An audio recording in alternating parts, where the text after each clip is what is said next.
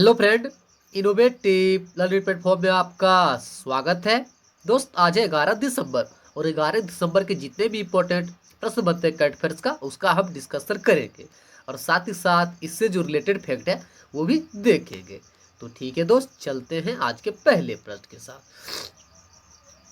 तो दोस्त, पहला प्रश्न है, हाल ही में विश्व मानवाधिकार दिवस दिवस कब मनाया गया है? तो दोस्त, हाल ही में विश्व मानवाधिकार दिवस 10 दिसंबर को मनाया गया है। तो इसका आंसर क्या है दोस्त?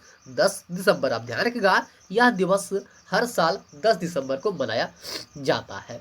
साथ ही दोस्त, इसे मनाया क्यों जाता है? तो आप ध्यान रखिएगा, विश्व मानवाधिकार दिवस, यह दिवस दुनिया भर के मानवाधिकारों के समर्थक और संरक्षकों को चिन्हित करने के लिए बनाया जाता है। इसे बनाया किसके द्वारा जाता है? तो आप ध्यान रखिएगा, इसे संयुक्त राष्ट्र के द्वारा पहली बार 10 दिसंबर 1948 को मनाया गया था। आप ध्यान रखिएगा, यह दिवस पहली बार संयुक्त राष्ट्र के द्वारा 10 दिसंबर 1948 को मनाया गया था। साथ ही तो आप ध्यान रखिएगा, 24 अक्टूबर 1945 को यूएनओ दिवस भी मनाया जाता है। ध्यान रखिएगा, जो यूएनओ दिवस है, इसका स्थापना कब हुआ था? 24 अक्टूबर 1945 को। इसी कारण 24 अक्टूबर को यूएनओ दिवस भी मनाया जाता है। इसके हेड कौन है दोस्त? तो प्रेजेंट टाइम में जो इसके हेड है वो है एंटोनियो गुटेरस। कौन है दोस्त? Antonio Guterres. और यूएनओ का मुख्यालय कहाँ है? तो यह है न्यूयॉर्क। कहाँ है दोस्त? न्यूयॉर्क।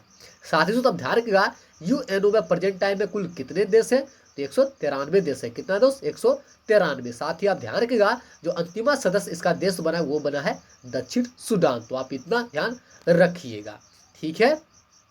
साथ ही आप ध्यान रखिएगा, इस बार की थीम क्या है इस दिवस का? तो इस बार की जो थीम है इस दिवस की वो है रिकवर बेटर स्टैंड अप। क्या है दोस्त? Recover better stand up. तो इस प्रश्न से आप इतना ध्यान रखिएगा, ठीक है। चलते हैं प्रश्न नंबर 2। हाल ही में किस बैंक के द्वारा महिलाओं की सुरक्षा के लिए आत्मनिर्भर महिला योजना शुरू किया गया है? तो दोस्त, हाल ही में जो बैंक ऑफ बड़ौदा है उसके द्वारा महिलाओं की सुरक्षा के लिए आत्मनिर्भर महिला योजना शुरू किया गया है। तो इसका आंसर क्या है दोस्त? Bank of Baroda. अब बात आई बैंक ऑफ बड़ौदा, तो इसके बारे में जो फैक्ट है वो देख लेते हैं। बैंक ऑफ बड़ौदा, इसका स्थापना कब हुआ था? 20 जुलाई 1908 को। इसका हेडक्वार्टर कहाँ है? बड़ौदा, जैसा कि आप सभी जानते हैं, गुजरात में स्थित है।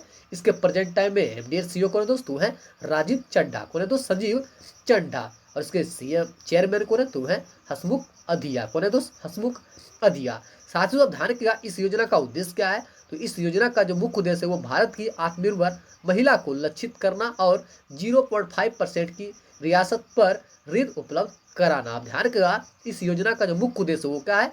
भारत की आत्मनिर्भर महिला को लक्षित करना और 0.5% की रियायत पर ऋण उपलब्ध करवाना। तो इतना आप ध्यान रखिएगा, ठीक है। चलते हैं प्रश्न नंबर 3। वर्ल्ड इकोनॉमिक फोरम 2021 की वार्षिक बैठक किस देश में आयोजित की जाएगी? तो इसका आंसर क्या है दोस्त? इसका आंसर है सिंगापुर। आप ध्यान रखिएगा, वर्ल्ड इकोनॉमिक फोरम 2021 की जो वार्षिक बैठक किया जाएगा वो कौन सा देश में आयोजित किया जाएगा? तो ये किया जाएगा सिंगापुर में। अब बात है सिंगापुर, तो आप ध्यान रखिएगा, सिंगापुर जो है ये एशियन कंट्री है। क्या दोस्त? एशियन कंट्री है। यहाँ की राजधानी क्या है? Singapore city.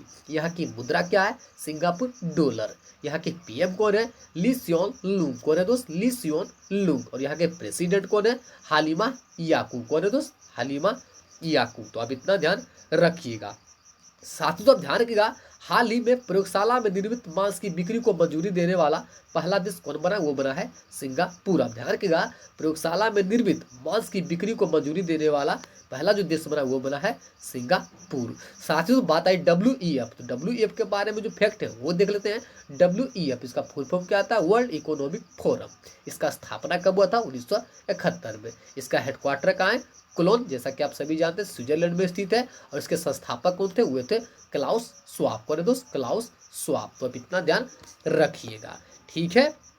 चलते हैं प्रश्न नंबर 4। तो दोस्त, प्रश्न नंबर 4 है, हाल ही में वर्ल्ड हेल्थ ऑर्गेनाइजेशन फाउंडेशन के पहले सीईओ के रूप में किसे नियुक्त किया गया है? तो दोस्त, हाल ही में वर्ल्ड हेल्थ ऑर्गेनाइजेशन फाउंडेशन के पहले सीईओ के रूप में अनिल सोनी को नियुक्त किया गया है। तो इसका आंसर क्या है दोस्त? अनिल सोनी। अब बात आई WHO, तो WHO के बारे में जो फैक्ट है वो देख लेते हैं। WHO, इसका फुल फॉर्म क्या आता है? World health organisation.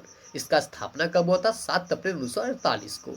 इसका हेडक्वार्टर कहाँ है? जेनेवा। और प्रेजेंट टाइम में इसको जो डायरेक्टर जनरल है वो कौन है दोस्त? वो है टाडोस अधानो। कौन है दोस्त? टाडोस अधानो। तो आप WHO के बारे में इतना ध्यान रखिएगा। ठीक है, चलते हैं प्रश्न नंबर 5।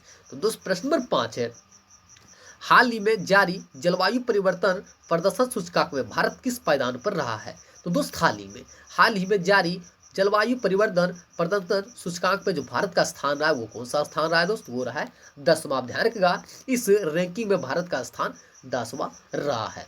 साथ ही दोस्त आप ध्यान रखिएगा, जलवायु परिवर्तन प्रदर्शन सूचकांक, इस सूचकांक में स्वीडन 4 नंबर पर, यूके 5 नंबर पर और डेनमार्क 6 नंबर पर रहा है। साथ ही आप ध्यान रखिएगा, पिछले वर्ष भारत जलवायु परिवर्तन प्रदर्शन सूचकांक में 90 स्थान पर रहा था। ध्यान रखिएगा, पिछले साल भारत इस रैंकिंग में 90 स्थान पर रहा है। तो इतना आप ध्यान रखिएगा।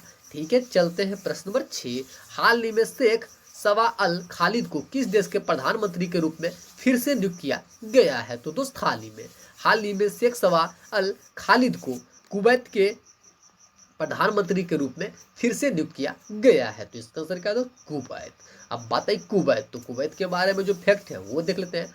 कुवैत, तो आप ध्यान रखिएगा, कुवैत जो है या मिडिल ईस्ट कंट्री है। आप ध्यान रखिएगा, जो कुवैत है मिडिल ईस्ट कंट्री में आता है और खाड़ी देश का भी भाग है। आप ध्यान रखिएगा, कुवैत खाड़ी देश का भी भाग है। इसकी राजधानी का है कुवैत सिटी।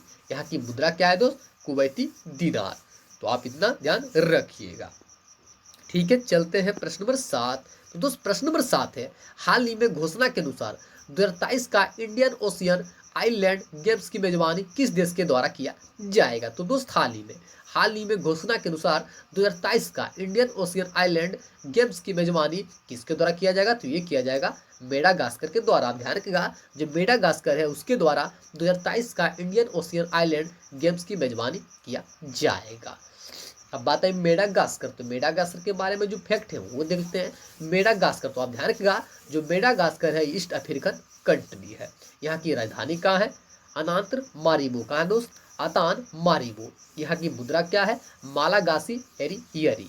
यहाँ के पीएम कौन है? यूजिनी मेगलाजा। कौन है दोस्त? यूजिनी मेगलाजा। और यहाँ के राष्ट्रपति कौन है? आंद्रे राजोलीना। कौन है दोस्त? आंद्रो राजोलीना। साथ ही दोस्त आप ध्यान रखिएगा, यह गेम मालदीव में आयोजित किया जाने वाला था, लेकिन कोविड-19 की वजह से मेडागास्कर में यह कराया जाएगा। आप ध्यान रखिएगा, यह जो खेल था, यह पहले गेम कहाँ होने वाला था? ये वाला था मालदीव में, परंतु कोविड-19 के कारण यह खेल अब मेडागास्कर में आयोजित किया जाएगा। ठीक है, चलते हैं प्रश्न नंबर 8। तो दोस्त प्रश्न नंबर 8 है, हाल ही में किस केंद्रीय मंत्री के द्वारा वर्चुअल इंडिया मोबाइल कांग्रेस 2020 का उद्घाटन किया गया है? तो दोस्त हाल ही में जो भारत के प्रधानमंत्री है नरेंद्र मोदी, उनके द्वारा वर्चुअल इंडिया मोबाइल कांग्रेस 2020 का उद्घाटन किया गया है। तो इसका आंसर क्या है दोस्त? नरेंद्र मोदी। इंडिया मोबाइल कांग्रेस 2020 का उद्देश्य क्या है दोस्तों? आप ध्यान रखिएगा, इंडिया मोबाइल कांग्रेस 20 का जो मुख्य उद्देश्य है वो है आत्मनिर्भर भारत, डिजिटल समावेशिता, सतत विकास, उद्यमिता और नवचार। साथ ही दोस्तों इसका थीम क्या है? तो आप ध्यान रखिएगा, इसका जो थीम है इस बार की वो क्या है? Inclusive, innovation, smart, secure, sustainable. क्या है दोस्त? Inclusive, innovation, smart, sure, sustainable. तो आप इतना ध्यान रखिएगा। ठीक है, चलते हैं प्रश्न नंबर 9।